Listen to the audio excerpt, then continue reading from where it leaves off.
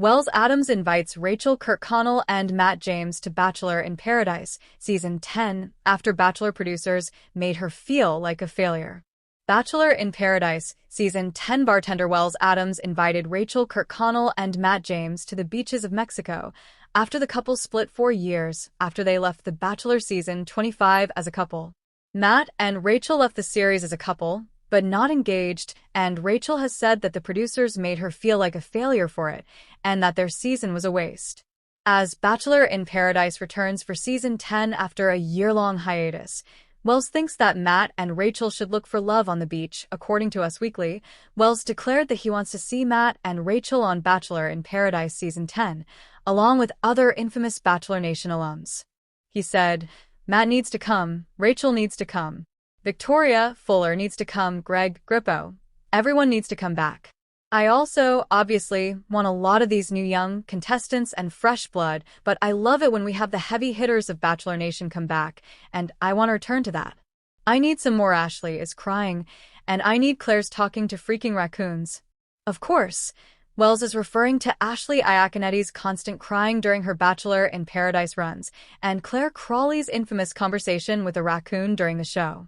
Wells also noted that so many relationships within Bachelor Nation happen that didn't happen on the beach, where they should have. He pointed to Victoria and Greg, who became a couple after Victoria got engaged to, and then broke up with Johnny DeFilippo during Bachelor in Paradise Season 8. But they've also since broken up, Wells joked. "Victoria and Greg, I'm annoyed. You don't do this out in the real world. You do it in Paradise. You guys would have broken up in just a couple weeks, and it would have been dragged out for all of us. So I want all these people who have been in these crazy relationships to come together." Wells would also like to see the Golden Bachelor and the Golden Bachelorette contestants dating the younger Bachelor Nation alums. He said, "I have pitched this, and I think it's an amazing idea. Everyone come, and everyone can date everyone. Hey, look, if you're not into a cougar, that's okay. Different strokes for different folks. But there is a world in which some young girl meets a really wealthy, distinguished gentleman. That happens all the time in the real world. And if it's supposed to be a microcosm of the real world, that could happen there." Wells hilariously pointed out that there's a show called MILF Manor. Why couldn't there be a cougar that takes down a hot young Benson Boone-looking dude on the beach? I think that would be the most amazing thing. Wells added, "The only thing is that we need to do it in a place where it wouldn't be too hot, because if you are a bit older, you might melt in Mexico. Maybe Palm Springs or Del Boca Vista, a place where it's already a retirement community and everyone can get around in golf carts. I think it's got legs."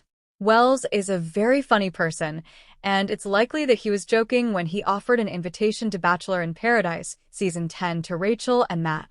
Matt announced the breakup on Instagram on January 16, 2025, just hours after it happened, so it's still so fresh.